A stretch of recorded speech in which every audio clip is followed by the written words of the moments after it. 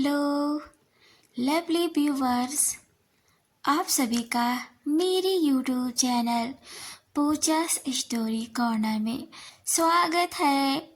पिछले एपिसोड में आपने देखा कि गायत्री को जेल हो जाती है क्योंकि सबके सामने सच आ गया होता है कि गायत्री ने ही अपनी माँ और रोहित को मारा होता है। नीलम यह सब सुनकर दंग हो जाती है। उसे याद आता है कि कैसे गायत्री बचपन से उनके पीछे लगी रहती थी। उन दोनों से दोस्ती के चक्कर में वह संजना को मिस करती है। संजना के मन में पाप समा गया है। उसे अभय अच्छा लगने लगा है।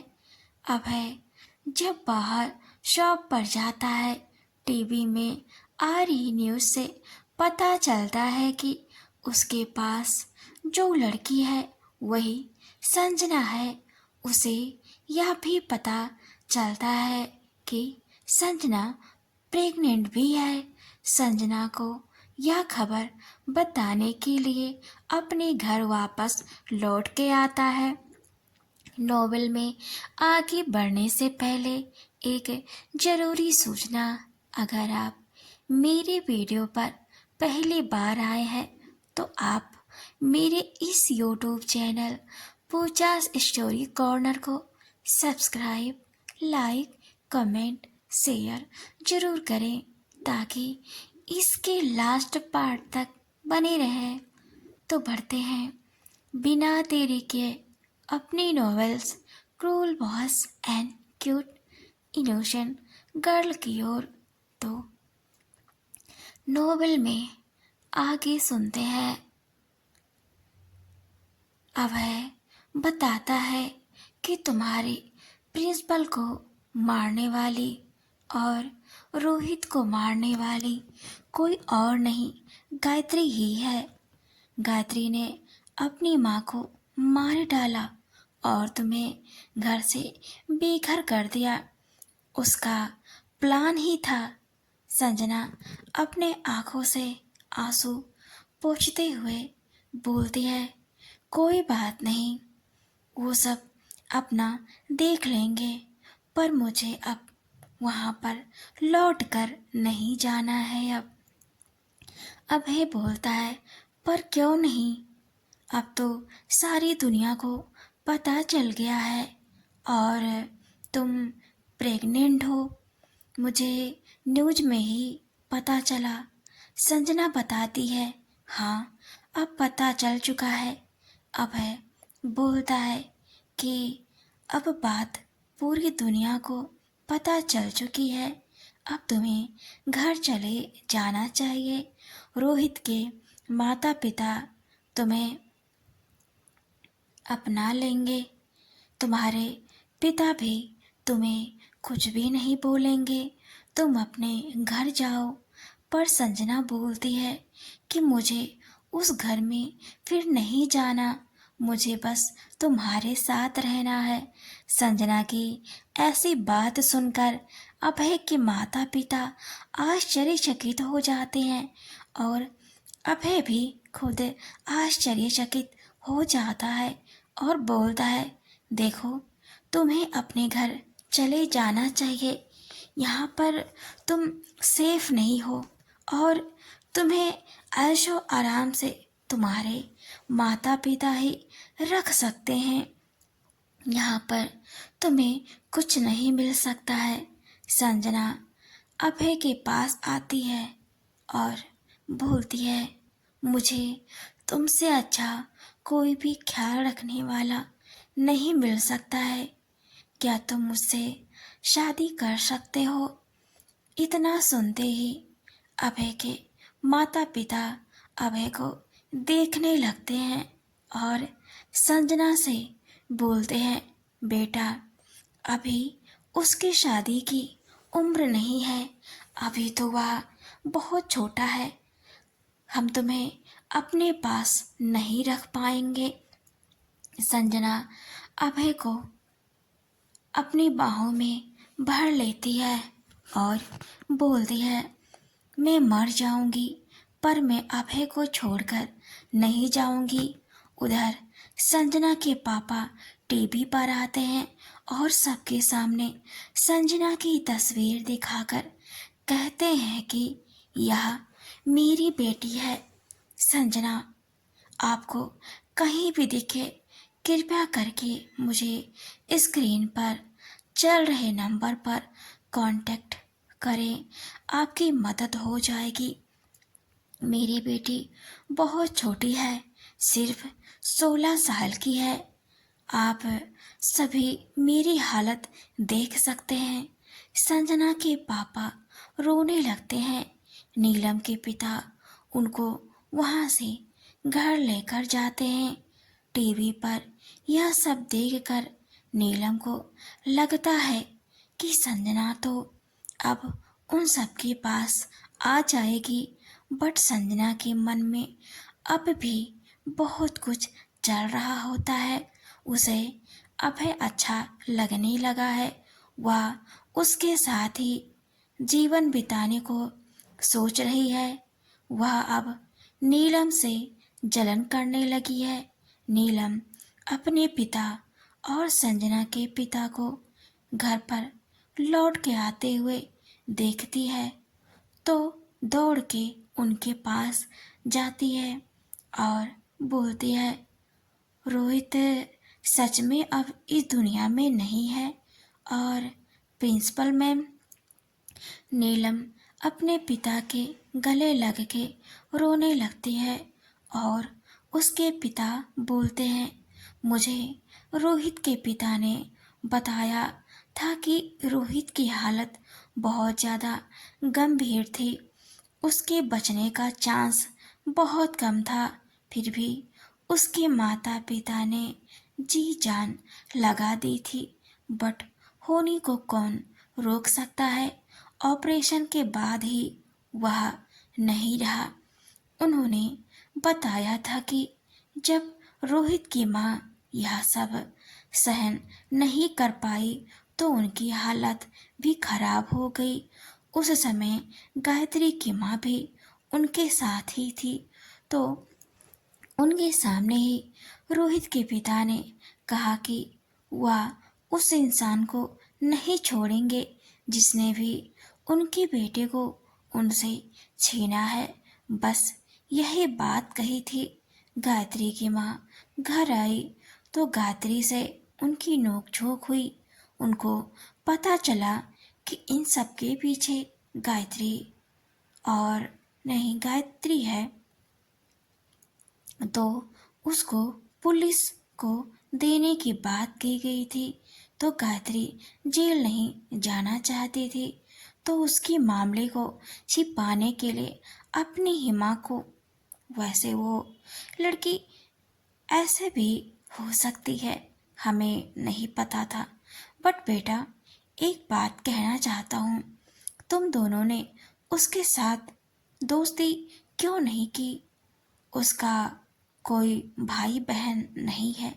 उसके पिता तो तभी इस दुनिया को छोड़कर चले गए थे जब वह कुछ ही महीनों की थी। उसकी परवरिश उसकी माँ ने अकेले ही की थी। उसको उसके बचपन से किसी के साथ भी नहीं मिला। मुझे उस लड़की को देखकर दुख होता है। नीलम ने कहा, पापा, वह मुझे पसंद नहीं थी। संजना को भी वह पसंद नहीं थी, तो हम उससे दूर भागते थे। वह हमेशा अकेली ही रहती थी और हम दोनों से चिपकने की कोशिश करते रहते थे। आप ही देख लो उसने क्या किया। क्या पता उससे पहले ही हमारा खेल खत्म कर देती हो। संजना के पिता ने कहा, बेटा, कोई भी इंसान बुरा नहीं होता है। एक लड़की जो हमेशा अकेली रही हो, उसके पास दोस्त ही नहीं थे, तुमसे दोस्ती करना चाहती थी। अगर तुम दोनों उसे अपनी दोस्त बना लेते तो आज वह लड़की ऐसा कुछ भी नहीं करती। उसके अंदर तुम दोनों को लेकर गुस्सा भर गया था। उससे गुनाह पर गुनाह होते चले गए। बेटा, तुम्हारी दोस्ती उसे अच्छे रास्ते पर ले जाती और आज तुम सब एक साथ होते और कितने ज़्यादा खुश होते।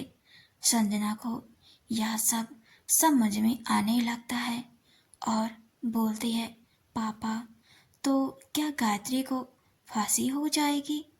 नीलम के पिता बोलते हैं, पता नहीं बेटा, बट उसने जो किया है शायद उसकी जिंदगी अब पहले जैसी नहीं हो सकती है।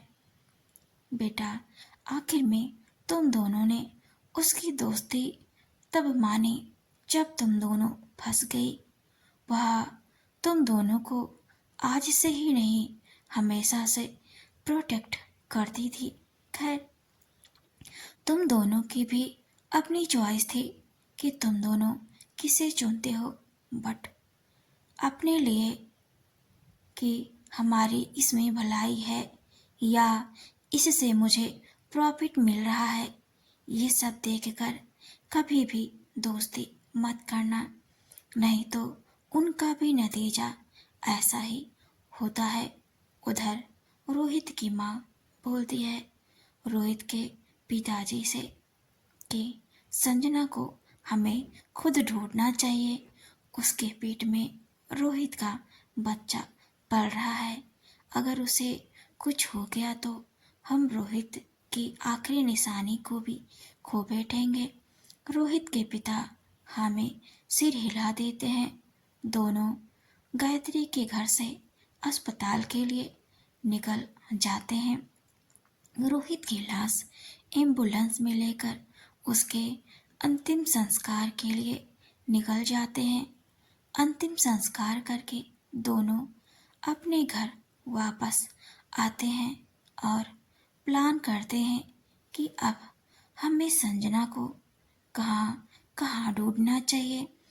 रोहित के पिता एक न्यूज़ रिपोर्टर के पास कॉल करते हैं और उससे बोलते हैं कि संजना को ढूंढकर देने का इनाम की रकम थोड़ा बढ़ा दीजिए और कुछ लोगों को प्राइवेट लगा दीजिए। संजना को ढूंढने के लिए मैं उनका अलग से चार्ज दूंगा। रिपोर्टर बोलता है, हमें कुछ पता चला है।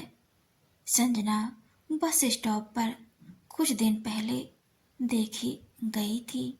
उसके बाद से उसका कहीं भी पता नहीं चल पा रहा है।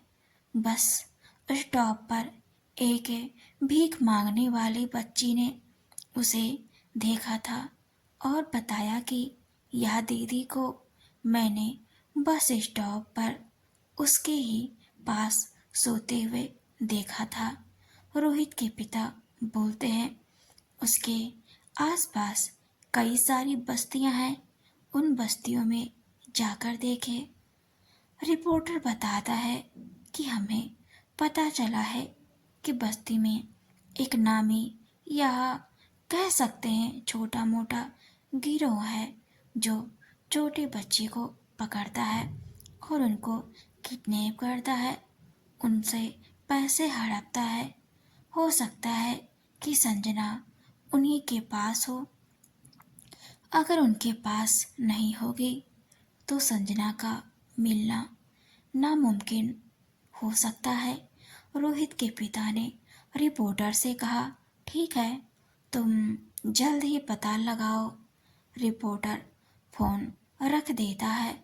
रोहित के पिता रोहित की माँ से बोलते हैं कि हम कल हम बस्ती की ओर चलेंगे और हमें किसी से मिलना है और हमें उससे पता चलेगा कि संजना उसके पास है या नहीं।